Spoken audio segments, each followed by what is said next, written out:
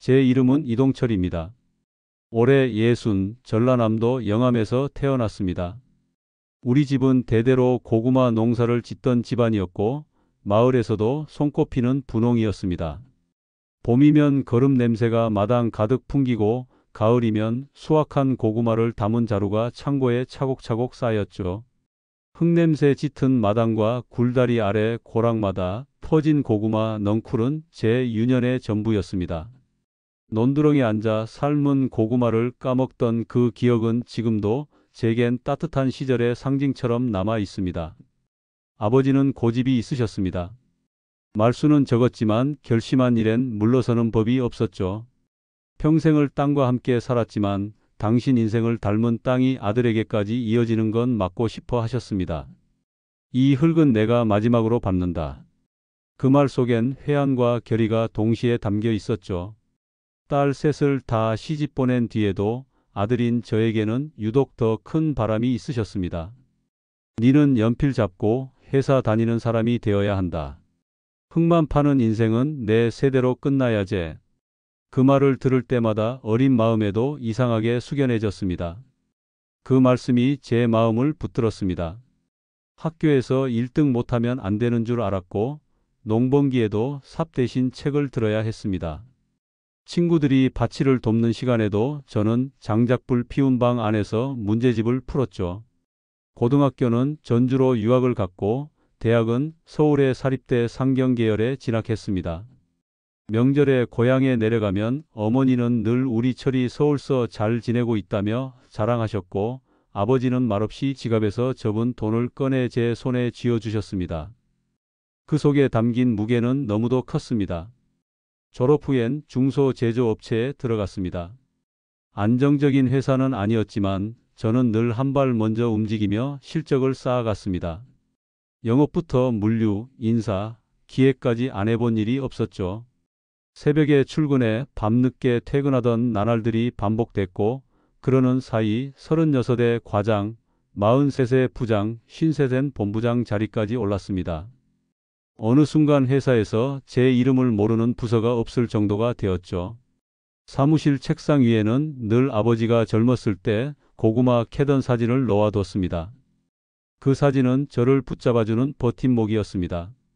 고향의 흙과 아버지의 손, 그리고 제가 그리던 도시의 삶이 한 프레임 안에 공존하고 있었죠.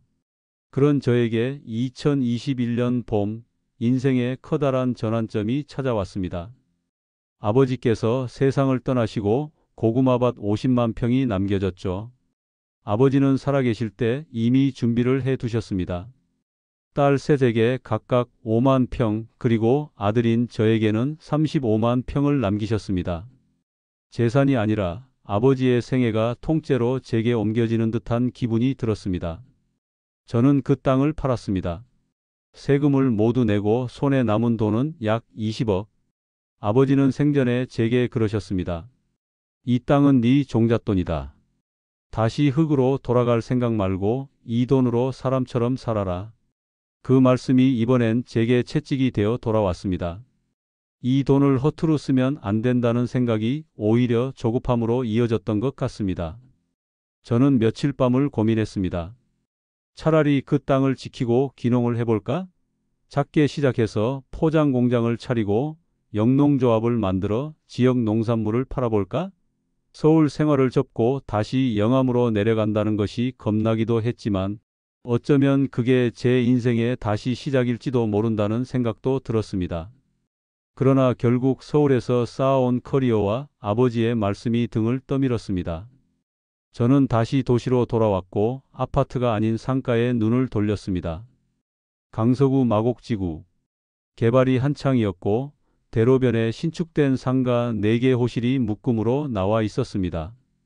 지하철역에서 도보 3분 거리, 코너 입지에 광고판도 잘 보이는 자리였습니다. 주변에는 대기업 연구소와 대형 병원이 들어선다고 했고 공항과도 가까워 상권은 충분히 탄탄해 보였습니다. 분양가는 79억이었습니다. 저는 상속금 20억을 투입했고 나머지 59억은 은행 대출로 메웠습니다. 분양 관계자들은 곧 대기업 병원이 들어온다. 임대만 놔도 월 3천 넘는다는 말을 쏟아냈습니다. 주변 부동산도 지금 안 사면 1년 뒤엔 30%는 오른다며 귀에 속삭였고요. 마치 이 지역의 미래가 이미 확정된 듯한 말투였습니다. 그렇게 저는 계약서에 도장을 찍었습니다. 하지만 준공은 더뎠고 인테리어는 하다 말다 끊겼습니다. 예정됐던 입점도 줄줄이 무산됐죠. 상권은 과잉 공급 상태였고 비슷한 구조의 상가들이 우후죽순 생기며 가격 경쟁에 내몰렸습니다. 입주 초기엔 임대료도 낮춰 받는 사례가 많았고 공실률은 빠르게 상승했습니다. 제 상가는 끝내 공실로 남았고 임차인은커녕 둘러보는 사람조차 없었습니다. 마곡이 아니라 마곡 같은 곳이라는 말을 그제서야 실감하게 되었습니다. 문제는 그 다음부터였습니다. 매달 고정비가 3천만 원을 넘었습니다. 이자만 해도 2,500만 원에 달했고 공사 도중 멈춰선 업체에서 보낸 중도금 독촉서, 관리사무소에서 요구하는 공용관리비, 입점도 안 된 공간에 계속 붙는 세금들까지 겹치며 비용은 끝없이 불어나기 시작했습니다. 하루하루가 마이너스였습니다. 처음엔 예금 통장을 조금씩 깼었고 이어서 보험을 해약했습니다. 그래도 모자라서 결국 저축은행을 찾았고 한도가 부족하다는 말을 듣고는 대부업체까지 손을 벌렸습니다. 이율은 말도 안 되게 높았지만 그땐 이번 달만 넘기자는 생각뿐이었습니다. 그렇게 차입 구조는 점점 꼬였고 복잡해진 이자 구조 속에서 어느 순간 저는 내야 할 돈이 얼마인지조차 계산하지 못하는 지경에 이르렀습니다. 하루는 은행에서 연체 통보장이 날아왔고 그 순간 뭔가 터져 나오는 듯한 기분이 들었습니다. 손이 떨리고 한동안 서류를 펴보지 못했습니다. 수개월간 통지서를 쌓아놓기만 하다가 결국 등기 우편으로 날아든 경매 개시 결정서를 받고서야 현실을 직시하게 됐습니다. 2024년 상가는 경매에 넘어갔습니다. 감정가 79억짜리 물건이었지만 입찰이 나오지 않아 몇 차례 유찰을 겪었고 마지막에는 고작 14억 원에 낙찰됐습니다. 믿을 수 없었지만 그건 현실이었습니다. 이 14억 원은 고스란히 채권자인 은행이 회수해 갔고 제가 20억이나 투입한 자기자본은 한 푼도 건지지 못했습니다. 그러나 그게 끝이 아니었습니다. 대출금 59억 중 14억만 회수됐으니 무려 45억이 여전히 제 채무로 남았습니다. 이자는 경매가 진행되는 동안에도 멈추지 않았고 연체이자와 각종 세금, 중도인지세, 인테리어 잔금, 법무비용 등 감정가의 6% 수준인 4억 7천만 원이 추가로 덮쳐왔습니다. 그렇게 총 손실은 약 70억 원에 달했습니다. 제 인생 전체가 순식간에 무너진 것이었습니다. 그때부터 저는 날마다 땅을 생각했습니다. 차라리 땅을 지켰더라면, 차라리 아버지의 옆 밭에 삽을 들고 나섰더라면, 서울에서 이렇게 허망하게 무너질 바엔 고구마를 캐며 흙에 발을 디디고 사는 게 100번 나았을 것 같았습니다.